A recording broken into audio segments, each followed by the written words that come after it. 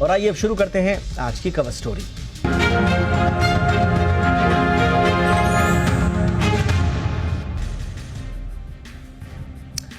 कल्पना कीजिए आपकी एक आम तस्वीर कुछ ही सेकंड्स में स्टूडियो जिबली के जादुई संसार में बदल जाए। चैट जीपीटी की नई इमेज जनरेशन सुविधा ने यही सपना सच कर दिखाया है, मगर जैसे जैसे इंटरनेट पर जिबली स्टाइल की तस्वीरें वायरल हो रही हैं, ओपन एआई की टीम पर भी भारी दबाव आ रहा है।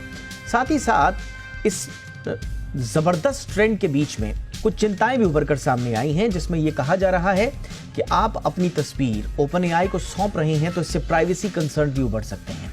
आइए जानने की कोशिश करते हैं ये फीचर इतना पॉपुलर क्यों हुआ, इसके पीछे की तकनीक क्या है, कहानी क्या है, और सबसे बड़ा सवाल ये कि इस फीचर पर हमारा डेटा कितना सुरक्षित है। देखते हैं ये रिपोर्ट। मैं लौटूंगा खास मेहमानों के साथ।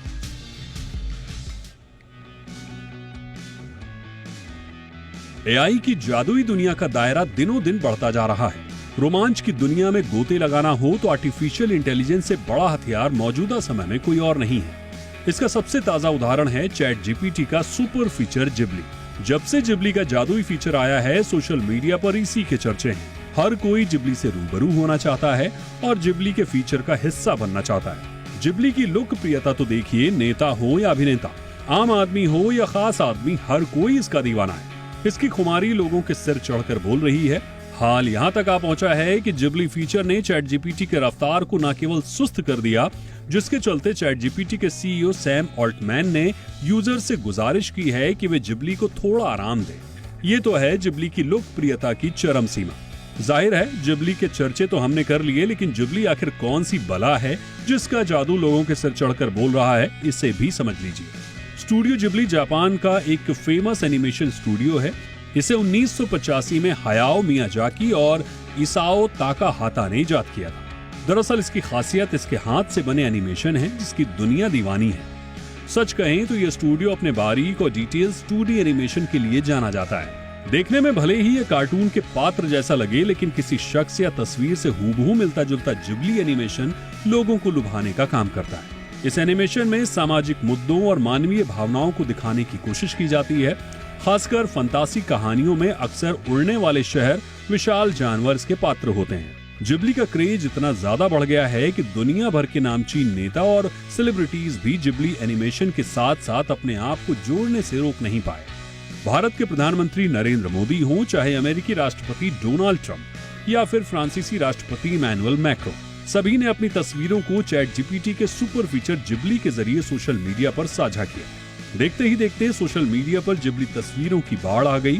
तो चलिए आपको ये भी बताते हैं कि कुछ दिनों पहले इलन मस्क का ग्रोक चैटबॉट मार्केट में आया था, जिसकी रोचक हाजिर जवाबी ने सभी का दिल जीत लिया। लेकिन ग्रोक का उल्टा पुल्टा रोचक जवाब उस समय जवाब दे गया जैसे ही जिबली की एआई मार्केट में एंट्री हुई। फिलहाल फिर मुद्दे पर आते हैं।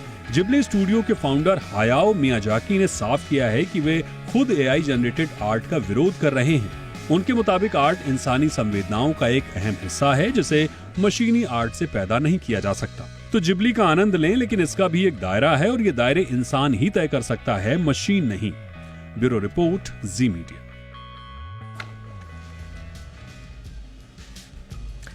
चलिए चर्चा की शुरुआत करते हैं खास मेहमानों के साथ। स्वागत करते हैं तरेश वर्मा का, चीफ बिजनेस ऑफिसर हैं CoreOver.ai के। बहुत बहुत स्वागत है तरेश आपका हमारे शो पे। हमारे साथ हैं अमित दुबे, जाने माने एआई और सोशल मीडिया एक्सपर्ट हैं। अमित जी बहुत बहुत स्वागत है आपका भी। तरेश जी, चर्चा की शुरुआत आपसे ही कर रहे हैं। काफ़ी ज़्यादा अटेंशन मिला है जिबली को। कुछ लोग गिबली भी कह रहे हैं, कुछ लोग जिबली भी कह रहे हैं। हम जो जापानीज़ जो करेक्ट प्रोनाउंसिएशन है और ख़ास तौर से जो मियाज़ाकी साहब इस्तेमाल करते हैं, मैं उसी का इस्तेमाल कर रहा हूँ, जिबली। तो ये काफ़ी पॉपुलर हो चुका है, लेकिन इसको लेकर कुछ कंसर्न्स भी हैं। कंसर्न्स पे मैं थोड़ा सा दूसरे पार्ट में आऊँगा। लेकिन ऐसा क्या है इसमें जो पूरी दुनिया इतनी दीवानी हो गई? ओपन एआई को कहना पड़ा साहब बस करिए, हमारी कमर टूट रही है, हमारे सर्वर्स डाउन हो रहे हैं। ज़रा बताइए सर, इसमें क्या ऐसा स्पेशल है? फन कंपोनेंट है, फन मोमेंट है। आप एक नई चीज की तरफ जा रहे हैं। आपको लगता है कि आप ऐसे भी दिख सकते हैं, आपके सराउंडिंग्स ऐसे भी निकल करके आ सकते हैं। और ये जो पैटर्न था 2D एनिमेशन का, जो ये जो स्टूडियो जिबली स्टूडियो लेकर के आया था, तो उसके प्रोडक्ट्स हम सभी लोगों ने देखे in the name of certain movies, बहुत पॉपुलर रही हैं। और वो जब इस तरह का टूल लोगों के हाथ में लगता है तो लोग बाग की जो फ्रेंजी है वो बहुत बढ़ जाती है। हर आदमी, हर इंसान इस एक्सपीरियंस को लेना चाहता है। तो आपने एक अपना इमेज आपने अपलोड किया, उस पिक्चर को एक पिक्सल टू पिक्सल सिनेरियो के अंदर, वो एक नए तरीके से दिखा रहा है चीज को, एक इन एन एनिमेटेड वे। आपको देखकर अच्छा लगता है, ये बट आपका बट फन बट मोमेंट। तरेश जी, मैं ये नहीं समझ पा रहा हूँ, क्योंकि एनिमेशन में आपकी नॉर्मल पिक्चर्स को एनिमेशन में बदलने वाले बहुत सारे टूल्स हमने देखे। राइट फ्रॉम स्नैपचैट में तो पूरी दुनिया ही भरी पड़ी है इसमें। इसके अलावा भी बहुत सारे ऑनलाइन टूल्स हैं। जो चैट जीपीटी का ही जो पुराना फीचर है जिसमें आप एआई पिक्चर्स जनरेट कर सकते हैं, उसमें भी कुछ इस तरह का था। ये ऐसा नया क्या है इसमें कि ये एकदम दुनिया का, इसने बिल्कुल दुनिया को ऐसा लगा कि सब कुछ बंद करके हर कोई बस अपनी तस्वीरों को बस कन्वर्ट करना चाहता है। इसकी डिटेलिंग इस टूल की जो डिटेलिंग है वो इसको एक बहुत खास बना दे रही है। और इसमें अगर आप देखेंगे कि ये आपके हर फ्रेम को ये पकड़ने की कोशिश करता है, विच मैंने एक वर्ड यूज किया, पिक्सल टू पिक्सल। ये रिस्पॉन्स देता है आपकी इमेज पे। तो ये इसकी खूबसूरती है इस टूल की, इसको कि वो इसको काफी डिटेल्ड वर्जन देता है एक एनिमेटेड पिक्चर में। एब्सोल्युटली। यानी कि मतलब काफ़ी कुछ है इसमें। एक तो स्टनिंग एनिमेशन जो आपने पिक्सल टू पिक्सल कहा, इसके अलावा जो इसमें जो स्टोरी टेलिंग का जो भाव है वो बताया जा रहा है कि वो बहुत ही मास्टरफुल है। थोड़ा सा तो दुबे जी। हाँ हाँ। वो तो जिबली स्टूडियो की खासियत थी ना, कि वो कहते हैं कि हम जिस तरीके से इमोशंस देते हैं वो बहुत सिंपल इमोशंस है। सो हाँ। वो जिबली स्टूडियो की खासियत है कि हम सिंपल स्टूडियोज देते हैं, लाइट बैकग्राउंड रखते हैं, हम इसमें बहुत लाउड नहीं करते हैं कन्वर्टेड इमेज को। तो वो दो तीन चार जो सैलिएंट फीचर्स हैं जो जुबली स्टूडियो के रहे हैं कोर, वो इस किसी भी कन्वर्टेड इमेज के अंदर नजर आते हैं। तो वो इसकी डेफिनेटली खासियत। और हमने देखा है कि एनीमे को लेकर जो थोड़ा सा, जो खास तौर से जो जापानीज एनीमे को लेकर पूरी दुनिया में जो अटेंशन जापानीज एनीमे को मिला है, उसमें उस जापानीज एनीमे की थोड़ा सा हमने कल्चरल डेप्थ भी इसमें देखी है, जो बड़ा बखूबी इसको उकेरने की कोशिश की गई है। और शायद वही जो इमोशनल इम्पैक्ट आ रहा है, इस वजह से लोग खींचे चले आ रहे हैं। मैं अमित दुबे जी के पास चलना चाहूँगा। अमित जी, आपका थोड़ा सा initial remark before we get into the side effect and the concerning part of this. ये ऐसा इसमें क्या है, क्या इतना अट्रैक्शन है, सारी की सारी अटेंशन इकोनॉमी ऐसा लग रहा है कि जिबली के आसपास आकर ठहर गई है। नहीं, ये बिल्कुल आपने बात सही की कि जापान का जो एनिमेशन है हमेशा से पॉपुलर रहा है और वो बड़ा यूनिक रहा है। पहले मुझे भी समझ में नहीं आता था, पर मुझे कुछ लोगों ने एंगेज करना शुरू किया, नहीं आप एक बार पढ़िए। और जो मैंने वहाँ की वो स्टोरी टेलिंग जो उनका मेथड है वो बहुत ग्रिपिंग होता है, और जो पिक्चराइजेशन है वो भी बड़ा यूनिक था। तो इस वजह से एक अलग उन्होंने अपना बेंचमार्क स्थापित किया हुआ है। वही चीज अब तेजी से हो रही है। एआई सिर्फ उस चीज को फास्ट कर रहा है। इससे पहले ये चीजें टेक्नोलॉजी में भी स्लो ही होती थी, पर एआई ने इतना आसान कर दिया है और उस वजह से लोग उसका एंजॉय कर पा रहे हैं। रिस्क अलग कर दिए जाएं तो मैं ये भी देखता हूँ कि एआई अब इस तरह के खुद के भी नए तरीके के एनिमेशन इजाद करेगा। जैसे जो जिबली जो टेक्नोलॉजी है, ये तो फिर भी किसी का आर्ट का तरीका है, लेकिन हो सकता है कि हमारे सामने अब कुछ इस तरह के नई क्रिएटिविटीज आके दिखाई दें जो एआई खुद बनाए, जो हमने इससे पहले किसी इंसान ने वैसा ट्राई भी नहीं किया होगा। तो इस तरह की संभावनाएं भी अभी देखी जा रही हैं और हम और हुक होंगे अभी, और इसमें प्रभावित होंगे। और अब वो पॉजिटिव नेगेटिव तो बात की बात है, लेकिन AI will keep us surprising. Absolutely. Emotional hook है उसमें और शेयरेबल इमोशनल हुक्स है। ये सबसे इंपॉर्टेंट चीज़ है। हर कोई इसे शेयर कर रहा है, हर कोई चाहता है कि लोग मेरा एक गिबली अवतार भी देखें। विजुअल्स तो में तो वाओ फैक्टर है ही। साथ ही साथ में हम देखें जो गिबली फैंस हैं उन्होंने जो इसकी पब्लिसिटी करी है, जो पहले से एक उनका डेडिकेटेड एक पूरा ग्रुप है, उन्होंने जो पब्लिसिटी करी है, तो एक तरह से वो पूरी दुनिया में एक तरह से जीते जागते इसके ब्रांड एम्बेसडर भी बने। अब मैं आता हूँ थोड़ा सा इसके उन पक्षों पर जिन पर अब बहुत ज़्यादा बात हो रही है, और ख़ास तौर से डेटा सिक्योरिटी को लेकर।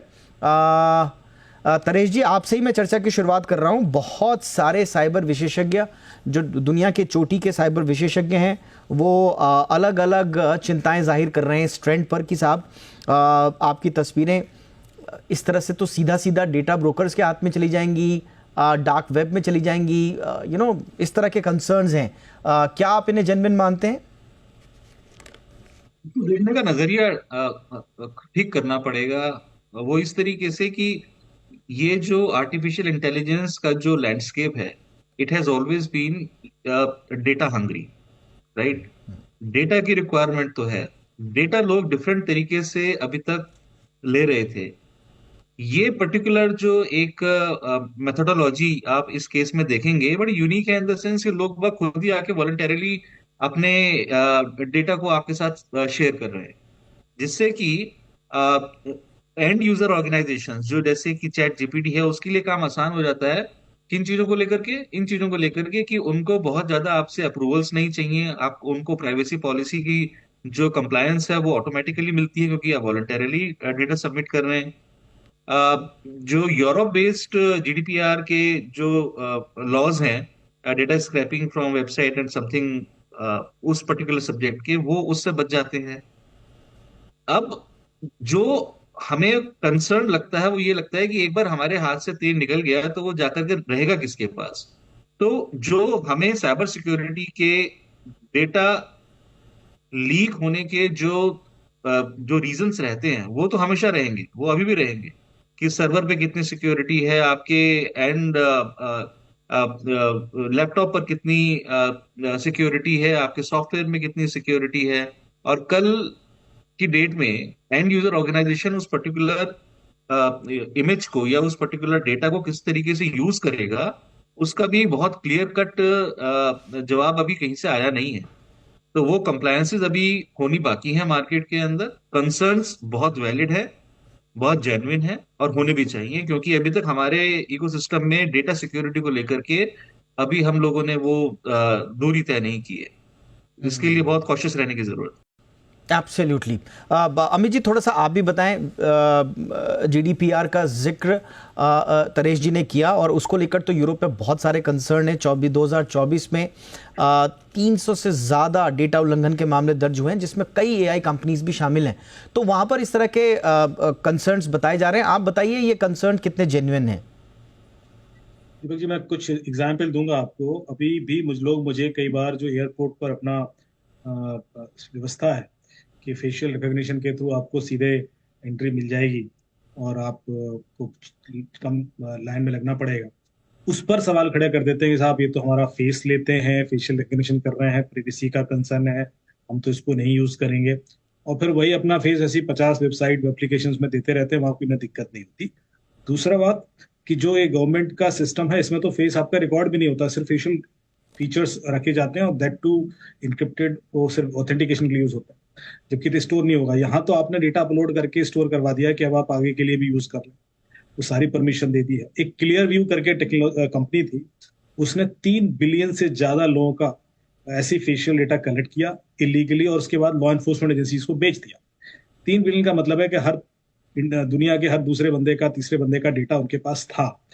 इसी तरीके से अभी जो ये गिबली का बन रहा है, हर किसी का फेस हाई रेजोल्यूशन और विद एक्सप्रेशन उनके पास पहुंच जाएगा। दूसरा, जैसे आपने जीडीपीआर की बात की, यूके के अंदर एक कानून है कि आप किसी बच्चे का फेस नहीं खींच सकते, उसका फोटो नहीं ले सकते, जो छोटी एज के बच्चे हैं। तो उसमें वो लोग कई बार बड़ा रेस्ट्रिक्शन होते हैं, और वो कानून के दायरे में भी रखते हैं।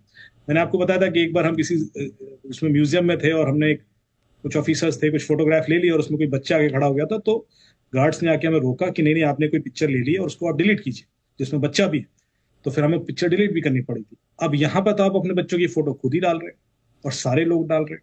तो ये पिक्चर्स इवेंचुअली लीक होकर डार्क वेब पर चली जाएंगी, इसकी संभावना हमेशा रहेगी, और उसका मिसयूज भी होगा, इसकी संभावना भी रहेगी।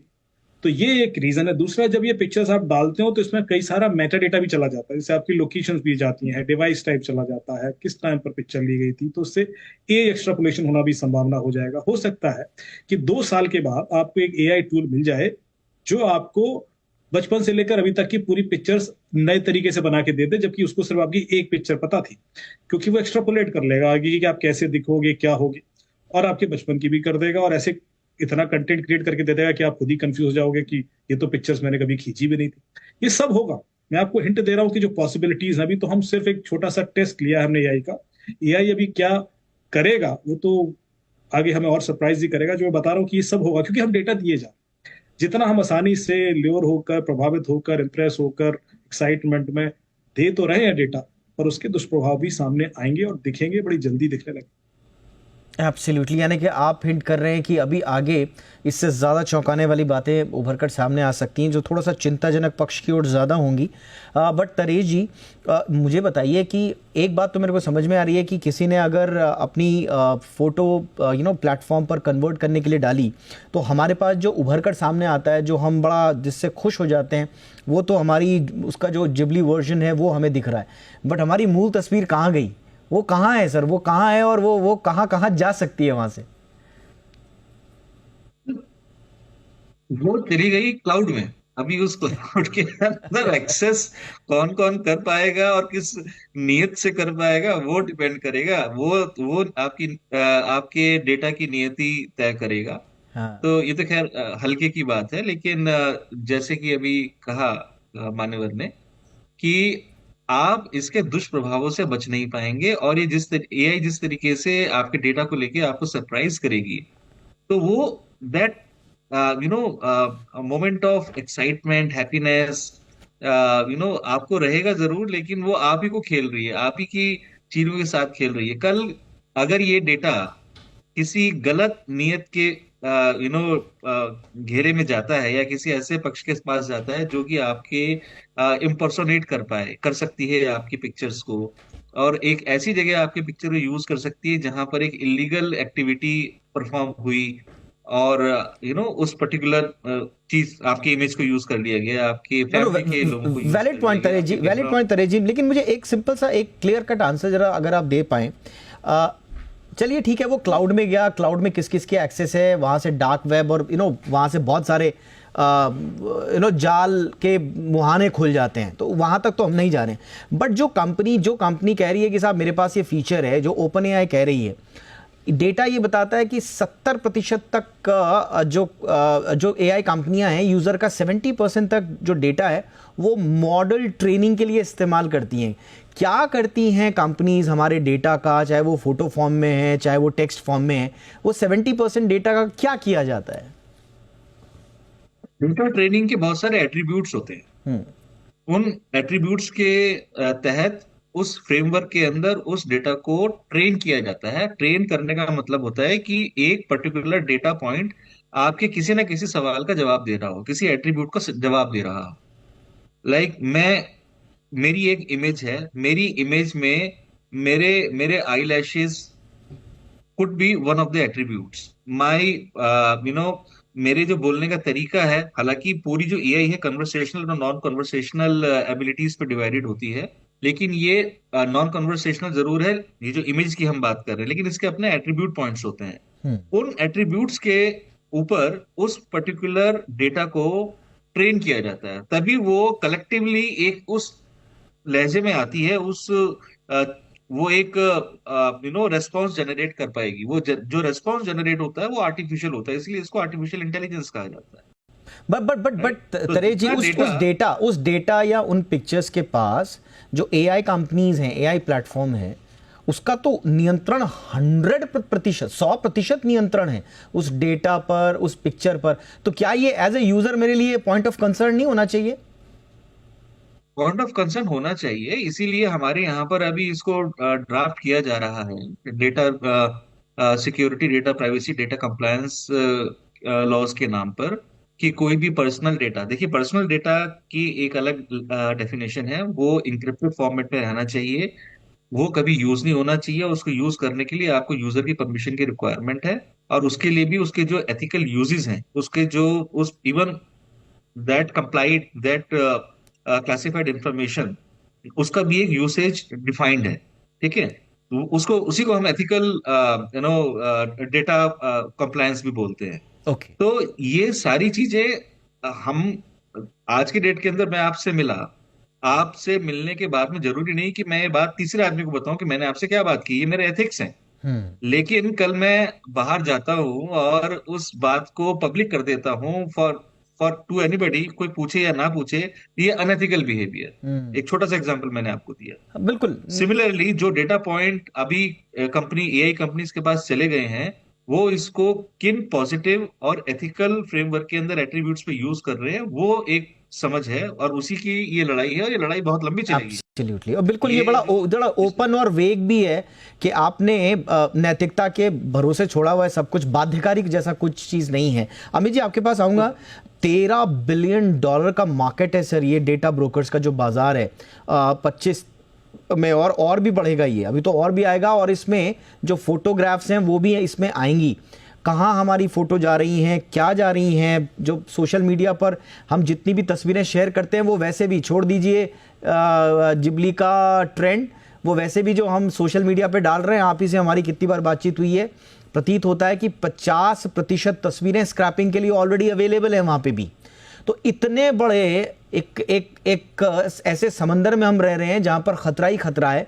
तो कोई कानून इसे रोक सकता है क्या, या कुछ नीतियां इसे रोक सकती हैं, और दुनिया में इस पर क्या हो रहा है? देखिए, कानून, हमेशा मैं कहता हूँ कानून सिर्फ शरीफों के लिए होते हैं।